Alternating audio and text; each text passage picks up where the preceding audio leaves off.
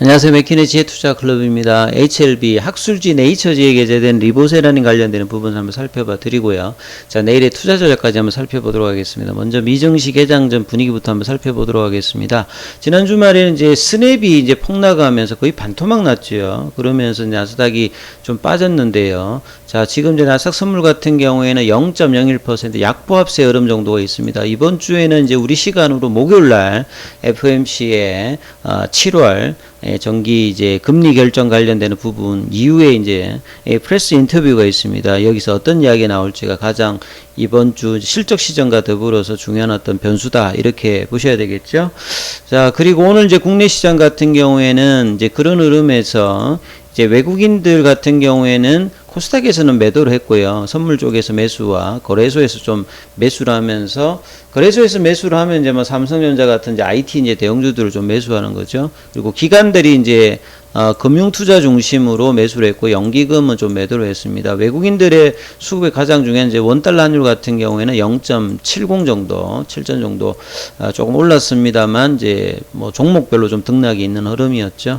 HLB 관련된 어떤 기사들 보면 특별한 게 없어서, 이 지난주에 이제 후반 7월 21일에 이제 네이처지에 이제 기사되어 있던 부분인데요. 자, 오늘 뭐 특별히 이제 국내 기사가 없었기 때문에 이 부분들에 한번 소개를 해드리도록 하겠습니다. 네이처지는 이제 뭐 사이언스지와 더불어서 가장 뭐 유명한 학술지의 하나죠. 자, 제목을 보면 이렇게 나와 있습니다. 활성화된 아미노산 반응 경로가 비소세포 폐암에서 글루타민 대사를 재프로그램하여서 아파티닌 내성을 생성한다. 제목만 들어서는 무슨 내용인지 알기가 좀 힘들죠. 예, 그래서 웹페이지 좀 들어가 보시면 여기가 이제 네이처지 홈페이지에 해당 어떤 기사가 올라왔던 부분들인데요. 자, Activated Amino Acid Response Pathway Generate Alpha-tinib Resistance by Reprogramming Glutamine Metabolism in Non-Small Cell Lung Cancer. 자, 작지 않은 세포, 이걸 비소세포라고 하죠. 렁캔서는 이제 폐암입니다. 그래서 비소세포 폐암에 있어서 글루타민 메타볼리즘, 이제 메타볼리즘 같은 경우는 이제 대사입니다. 대사는 쉽게 말해서 어떤 물질을 체내에서 이제 생성하고 분해하고 이런 걸 이제 대사라고 보시면 되겠고, 그러면 이제 글루타민이 이제 비필수 이제 아미노산이에요. 그래서 체내에서 합성되는 단백질을 구성하는 이제 12가지 중에 이제 하나인 아미노산인데, 요게 암세포들이 되게 좋아합니다. 암세포들이 이제 이 영양분을 가지고 뭐 분열도 하고 성장도 하고 이제 한다라고 보시면 되는데요. 그래서 체내의 이제 세포들 입장에서는 이런 아미노산이 풍부할 때 영양 상태가 좋다라고 일단 봅니다. 그래서 내용을 보면 그러면 이제 비소세포암에서 이 글루타민 관련되는 대사를 리프로그램을 통해 가지고 요에 의해서 이제 아파티닙 레시던스, 아파티닙의 어떤 이제 내성을 이제 갖는 부분들, 그러니까 활성화되어 있는 아미노산의 어떤 반응이 반응 경로가 패스웨이는 이제 경로죠. 이런 부분들이 제너레이터 뭐 만들어낸다. 이제 그래서 활성화된 아미노산의 어떤 반응 경로가 아파티닙의 어떤 내성을 만들어낸다. 그 글루타민 대사 과정에서 이제 제 프로그램에 의해서 뭐 이런 내용이라고 보시면 되겠죠. 그래서 이 압스트릭트 초록과 이제 인트로덕션 관련되는 부분만 조금 설명을 해드리도록 하겠습니다. 전체 이제 보실 분들은 이제 PDP 파일이 보니까 13쪽으로 되어 있어요. 이 부분 내용이 좀 전문적인 부분이니까 이제 우리는 초록과 이제 인트로덕션 관련되는 부분만 굵직한 사항들만 좀 아시면 될 것 같습니다. 그래서 좀 소개를 해드리면, 압스트릭 관련되는 부분에서 이제 비소세포 폐암, 이제 9월 달에 이제 세계 폐암 학회에서 이제 폐암 관련해서, 아파티님 이제 뭐, HLB 입장에서 리보세라님이죠. 여기 이제 발표도 앞두고 있는데요. 향후에 이제 이 뭐 기존의 간암, 선양 남성암, 그 다음 위암뿐만 아니라 폐암 쪽에서도, 기존에는 사실은 이제 EGFR 관련되는 부분에, 표적 치료제들이 주종이었습니다만, 이 폐암 쪽에서도 이제 반응률이 좀 떨어지고 이제 내성이 생기기 때문에 면역 항암제를 쓴다든지 이 배제프 기존의 아파티닙 같은 것도 이제 쓰고 있거든요. 그래서 아파티닙 관련되는 부분의 임상과 이런 부분이 진행되고 있죠. 그래서 이미 고용암 쪽에서는 아파티닙 효능이 확인되고 있다. 뭐 혈액암 같은 경우에는 암 조직이 이제 떠다니니까 잘 안 보이고 치료도 힘듭니다만 어떤 장기를 기반으로 이제 형성되는 게 이제 고용암이라고 보시면 되겠죠. 그래서 아파티닙에서 매개되는 종양치사율, 아파티닙은 이제 암세포를 굶겨 죽이죠. 대사를 못하게끔 신생혈관을 억제를 하면서 이렇게 종양치사율, 이런 어떤 직접적인 어떤 기전과, 그리고 표적항암제는 이제 쓰면 6개월이나 한 2년 정도 되면 대부분 좀 내성이 있기 때문에 다른 어떤 치료제를 써야 된다든지 이런 부분이 있는데, 이런 내성이 어떻게 생기는지 거의 알려져 있지 않았다. 그래서 이번 네이처지에 게재되었던 이 연구를 통해서 이 아파티닙이 아미노산 대사 불균형, 보통 이제 암이 이제 이 영양분을 이제 아미노산 중에서 앞서 말씀드렸던 이제 글루타민 같은 것들을 해야 되는데, 이게 불균형이 있으면 이제 암 입장에서 스트레스 받겠죠. 요래서 이제 나오는 어떤 패스웨이 과정이 어떠냐, 메커니즘을 통해서 비소세포암에서 글루타민 대사를 재프로그램 할 수 있음을 입증했다. 아파티닙이 이제 개입하면서 뭔가가 새로 어떤 이제 그 과정이 있다는 거겠죠. 그리고 아파티닙이 글루타민 이하작용은 이제 분해입니다. 그러니까 글루타민을 분해를 해서 이제 글루타민 센서, 이게 이제 GLS1인데 요렇게 가면서 이제 최종적으로 해서 가는데, 초기 단계인 이 GLS1의 어떤 발현을 억제하는 거죠. 그러면 이제 암세포가 막 스트레스를 받을 거 아니에요. 그러면 암이 일반적인 어떤 단백질 발현을 억제시키고 특이한 이제 유전자를 발현을 합니다. 그게 이제 GCN2라든지 뭐 ATF4 요런 어떤 유전자를 발현을 시키면서 아미노산 이제 반응 경로의 활성화가 이어진다. 그러니까 쉽게 말해 아미노산 반응 경로의 활성화란 말은 아미노산이 이제 부족해지기 때문에 이런 어떤 부분들의 어떤 활성화를 통해서 이제 암세포가 이제 이걸 이제 스트레스를 극복하는 과정에서 뭐 벌어지는 과정이라고 보시면 될 것 같은데요. 그래서 ATF4의 어떤 활성화가 글루타민의 어떤 소비와 대사를 촉진하는, 그러니까 이제 뭐 이게 아파티닙이 들어가서 이제 이걸 막아버리니까 이 촉진하는 이제 이런 어떤 유도를 담당을 하고 있고, 요게 근데 너무 이제 활성화가 되면 세포 사멸까지 유도를 한대요. 그래서 이제 아파티닙과 ATF4가 이제 조합이 되어서 비소세포 폐암에서는 글루타민 대사를 막게 되고, 더욱이 이제 ATF4를 만약에 녹다운 시키면 아파티닙의 항종의 효과를 향상시키고 이제 내성 관련되는 부분들을 막을 수 있는 어떤 부분의 어떤 기전을 뭐 일단 알려졌다. 이런 식으로 좀 보시면 될 것 같아요. 그래서 아파티닙이 이제 비소세포 폐암에서 이 아미노산의 어떤 이제 경로의 활성화를 통해서 글루타민 대사를 재프로그램할 수 있음을 이제 보여주고, ATF4를 표적으로 하게 되면 이 표적항암제 아파티닙 리보세발에 관련 내성을 완화할 수 있는 어떤 전략도 삼을 수 있다. 이런 부분들을 이제 연구를 해왔기 때문에 상당히 이제 이 그 기존의 어떤 부분과 표적항암제의 어떤 한계들을 이 패스웨이 과정을 통해서 조금 이제 논문에 저 학술지에 게재됐기 때문에 상당히 좀 의미 있는 어떤 논문이라고 보여집니다.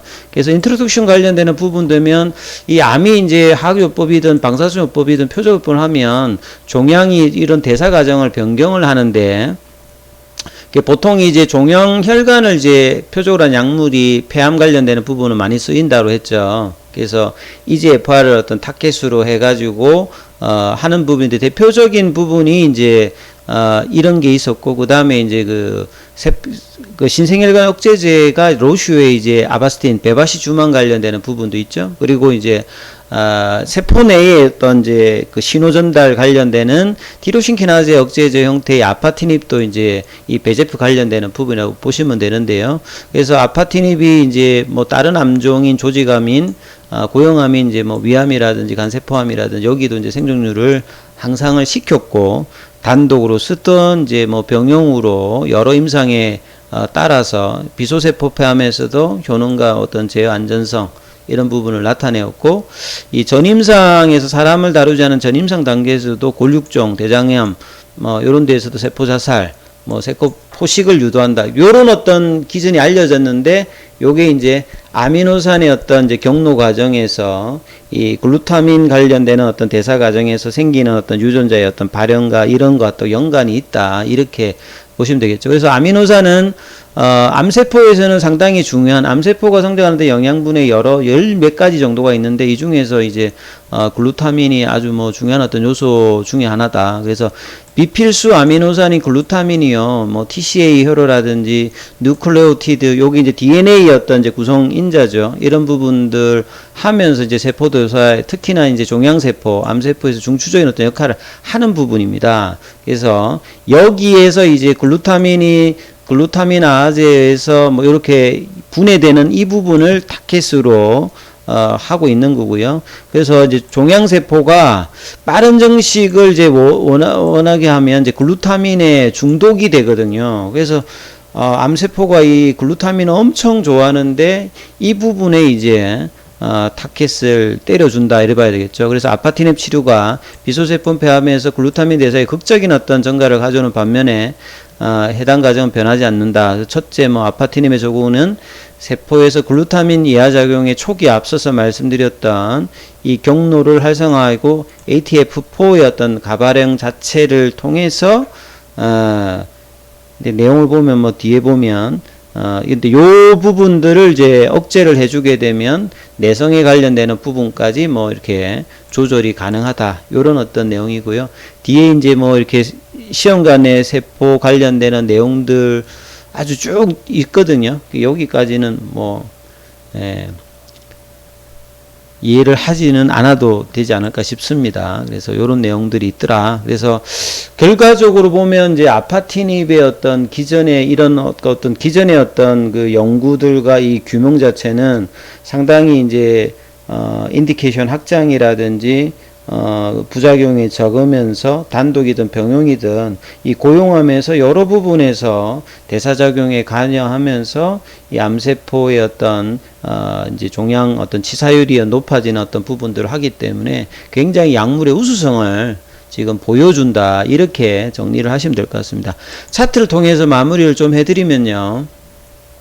자, HLB는 이제 그 특별한 이제 기사가 없는 가운데 오늘도 뭐 거래량이 그렇게 늘질 않았습니다. 금요일하고 거의 뭐 동일한 거래량 수준에서 21선저 부근에서 4만원대 부근 정도를 하고 있는데요. 그래서 장중에 이제 좀 빠졌다가 미정시 영향을 받아서 좀 빠졌다가 한 48,000원 정도까지 갔다가 이제 그 시간에도 뭐 큰 흐름은 없고요. 오늘 수급상으로 이제 공매도 관련되는 부분은 지난주 후반에 비해서 좀 줄었고요. 그 다음에 장중에는 이제 프로그램은 이제 일단 매수세 쪽으로 들어왔고, 그 다음에 이제 뭐 기관들은 좀 매수했고 개인들은 좀 매도를 하면서 이런 흐름인데요.